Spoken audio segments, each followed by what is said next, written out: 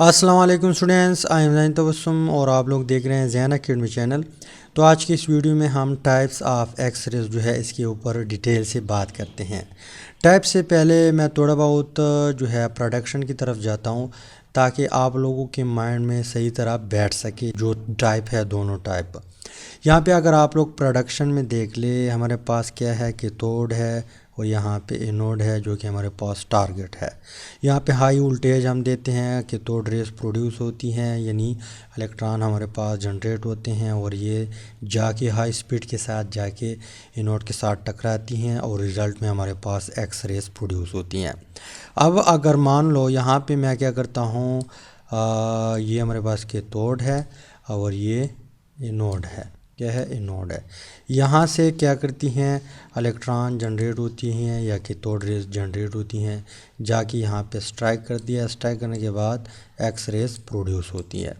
अब प्रोड्यूस कैसे होती हैं, इसकी अंदर की कहानी कैसी है।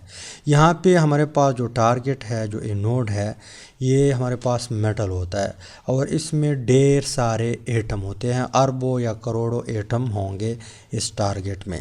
अब मान लो ये हमारे पास वही एटम है, ये उसका क्या है, न्यूक्लियस है, ये उसका फर्स्ट शेल है, इसके अलावा ये उसका सेकंड शेल है।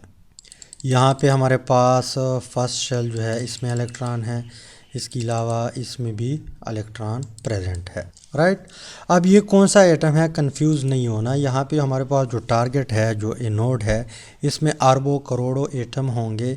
इनमें से हमने क्या किया, एक ही एटम यहाँ पे ड्रा किया, एक ही एटम उठाया।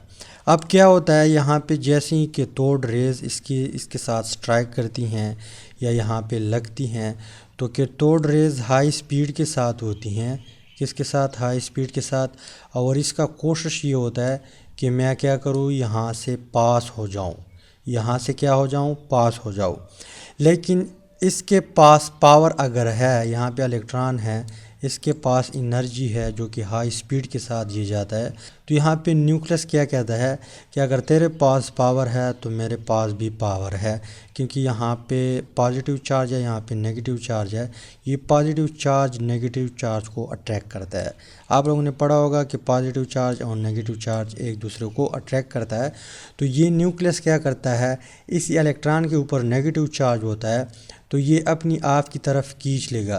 तो इसका रास्ता ये है, क्या है, इसका रास्ता ये है, लेकिन ये इस तरह बेंट हो जाएगा। ये कैथोड रेज या ये इलेक्ट्रॉन अपने रास्ते से बेंट होता है। क्यों बेंट होता है? क्योंकि इसके पास फोर्स लगता है, किस चीज़ का, न्यूक्लियस का। अब जैसे ही ये बेंट होता है तो इस टाइम ये एनर्जी रिलीज़ करता है। इसके पास बहुत ज़्यादा एनर्जी होती हैं, तो बेंट होने के साथ साथ ये एनर्जी भी रिलीज़ करेगा। एनर्जी रिलीज़ करेगा तो ये ही हमारे पास क्या है, एक्स रेज है। क्या है? एक्स रेज है। तो इस तरह कारोबार को, जब इस तरह एक्स रे प्रोड्यूस हो जाए, इसको हम नाम देते हैं कंटिन्यूस एक्स रेज। क्या नाम देते हैं? Continuous x rays. फिर एक बार रिपीट करता हूँ, यहाँ पे इलेक्ट्रॉन प्रोड्यूस होता है हाई वोल्टेज बैटरी की वजह से। ये जाता है बहुत ज़्यादा तेज़ी के साथ, इसके साथ स्ट्राइक करता है। यहाँ पे ढेर सारे एटम होते हैं, हमने एक एटम यहाँ पे उठाया। अब ये कैथोड रेज या ये इलेक्ट्रॉन कोशिश करता है कि इसमें से पास हो सके, लेकिन यहाँ पे इसको न्यूक्लियस नहीं छोड़ता, क्योंकि इसके पास पॉजिटिव चार्ज है, इसके पास पावर है, यहाँ पे इसके ऊपर फोर्स लगता है।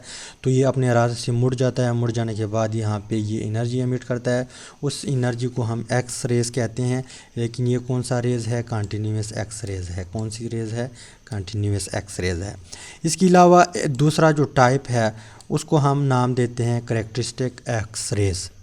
अब करैक्टरिस्टिक एक्स रेज किस तरह टाइप है एक्स रेज का, मान लो यहाँ पे यही हमारे पास जो टारगेट है, कोई मेटल है, एनोड है, हज़ारों करोड़ों अरबों एटम होंगे।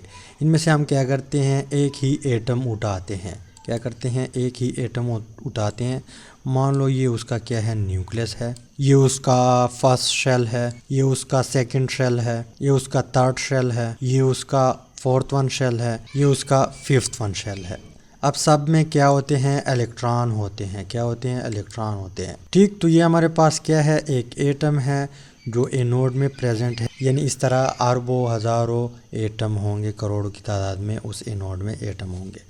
अब ये जो है ये फर्स्ट शेल है, इसको हम नाम देते हैं के शेल। इसके अलावा ये सेकंड शेल है, इसको नाम देते हैं एल शेल, राइट।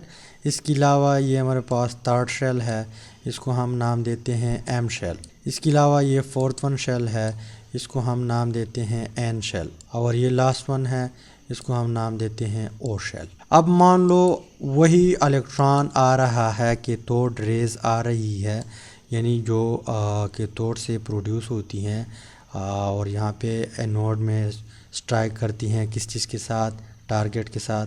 तो ये सीधा जाके घुस के यहाँ पे ये वाला इलेक्ट्रॉन जो है, जो इनर शेल इलेक्ट्रॉन है, जो के शेल है, इसके साथ स्ट्राइक करेगा और डुम दोनों क्या हो जाएंगे, ये तेज़ी के साथ जब स्ट्राइक करता है तो इस इलेक्ट्रॉन को भी रिमूव कर देता है और ये इलेक्ट्रॉन जो आ रहा है ये ख़ुद भी बाहर आ जाता है। क्या होता है, बाहर आ जाता है।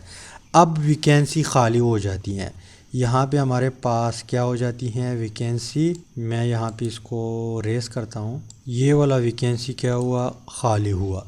अब क्या होगा, अगर आप लोगों को बोर एटॉमिक मॉडल याद हो, जैसे ही इनर शेल की वैकेंसी खाली होती हैं तो आउटर इलेक्ट्रॉन में ट्रांजिशन होती है, यानी यहाँ पे ट्रांजिशन होगा। ट्रांजिशन से मुराद कि यहाँ पे जो आउटर शेल के इलेक्ट्रॉन है वो इनर शेल की वैकेंसी फिल करेगा।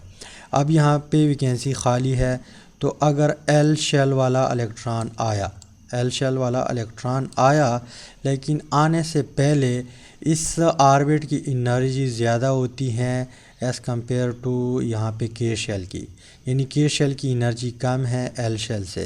तो यहाँ पे इस इलेक्ट्रॉन की एनर्जी ज़्यादा होगी, ये लाजमी क्या करेगा, एनर्जी पहले एमिट करेगा।